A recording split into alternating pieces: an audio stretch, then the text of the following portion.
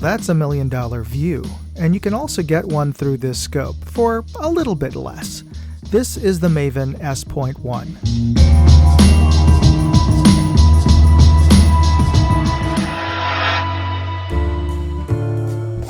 Let's start by unboxing this thing, but don't worry, I'm not going to bore you with tedious unpacking footage. Instead, let's take a look at what you get in the box.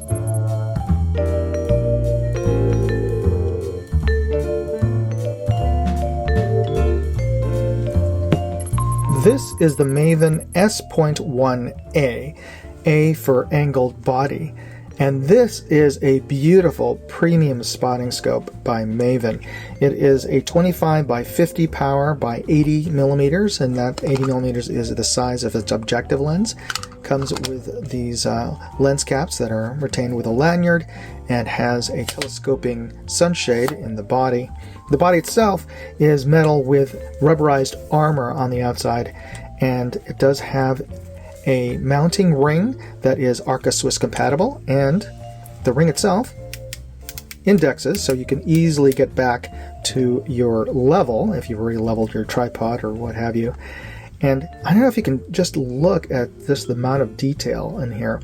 Overall, the build quality is excellent considering this is a premium price scope, but just the level of detail, this checkering on its focus ring and magnification ring here, it is just wonderfully textured and detailed. Good texture for getting a good grip in wet or with gloved hands, but it just reminds me, just overall look and detail reminds me of really high-end vintage photo lenses, like Voigtlanders and Leicas and Zeiss lenses.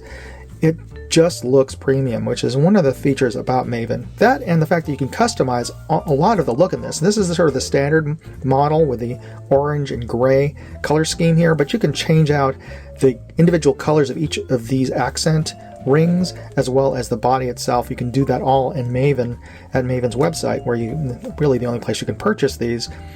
And this is a user replaceable or swappable eyepiece. They do have tactical versions of their eyepieces, and it does come with a lens cap and a telescoping eye cup there. And you can change these out for ones with reticles. Interesting to note, this is also the same eyepiece apparently as in their S.3 model. And I don't know if this is a typo here, but it says S3 instead of S.3, and it says S1.2 instead of S.1, which is what this is noted as the name in their website, in Maven's website. So I don't know why that's the case. But as you can see, depending on your objective lens size, it does change the amount of magnification on this given eyepiece. So yeah, it has a retaining locking ring there. It's a bayonet style, so you just unlock that ring, twist it out, and there you go. Pretty much like a photo lens onto a body. So it is a beautiful looking scope and has a premium price, but more importantly, let's find out, does it look as beautiful looking through the glass? Well, we're going to find that out next. Before we get into the test, I'd like to take a quick break here and talk about this episode's sponsor, Aura. You've seen the news with those massive security breaches at those big companies that have compromised mine and probably your data. And that's why it's important to have personal digital security. And that's why I use Aura. For the price of a typical VPN, not only am I getting VPN service, but I'm getting spam blockers, junk mail blockers. In fact, they're removing my name from those damn broker lists. And they offer a comprehensive suite of services, including fraud alerts, scam alerts, and credit monitoring. Try it out yourself for free. Go to aura.com/moondog and sign up for a 14-day free trial, no commitments, and you're helping support this channel. Identity fraud is a real thing, and with AI, it's all too easy to spoof your identity. That's why you should try out Aura. All right, let's get back to the tests. We are looking through the Maven at the peak of Mount Davidson, approximately 1,400 yards away. Pardon any of the camera shake, it is a breezy day and I even have this tripod weighted down. I'm noticing a little bit of distortion around the outer edges of our view through the eyepiece. I can make out a lot of good detail though, especially in the center part of our image. I can clearly make out a trail marker sign peeking up above the bushes on the hilltop there, and that is about an 8-foot tall pole with a 30-inch-ish steel sign atop of it, which is a good proxy for a steel target at this distance.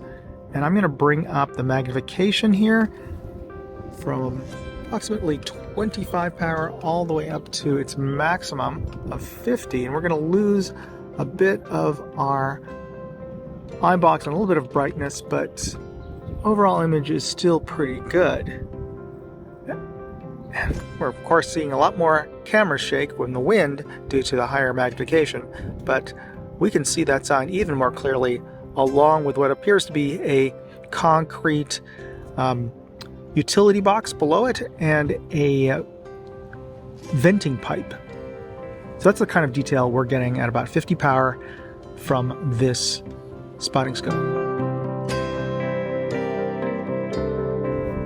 All right, we are looking at our reference target's downrange at 100 yards. I can make out vibrant color blocks as well as individual gray squares. And below that, we can make out the bullet holes in the reactive sticker target, as well as 2 tiny 22 caliber holes below that sticker target.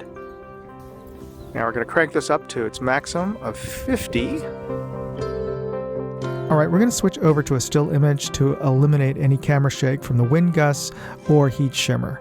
Now at 50 power, I do see a little bit of chromatic aberration. You can see a little bit of green fringing around the edges of the target board as it meets the dark background.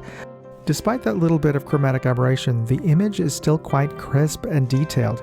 I can make out the individual grid lines in the red diamond rifle target on the top right, and in the Air Force optical resolution chart on the bottom right, we can make out both horizontal and vertical lines down to element 6 in group 0.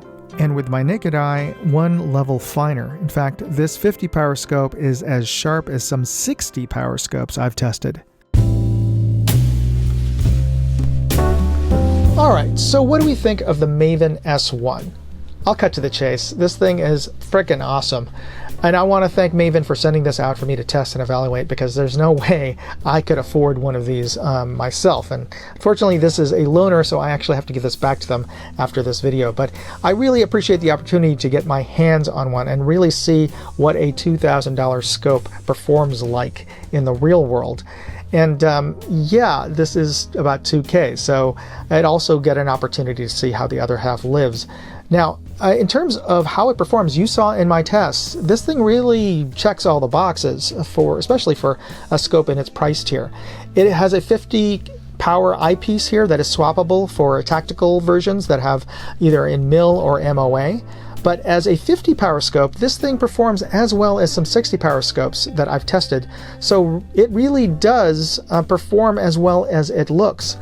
But how it looks really sets this apart, because let's be honest, at about a $2,000 scope, they all kind of perform about as well as each other, and there are other great brands out there, for sure. Leupold, Swarovski, Kowa, what have you. But at that price tier, there really isn't that big of a difference between how each of them performs. You know, a little minutia, like maybe an 8% greater light throughput from one brand over another, or maybe 10 feet more depth of field at 1,000 yards, what have you.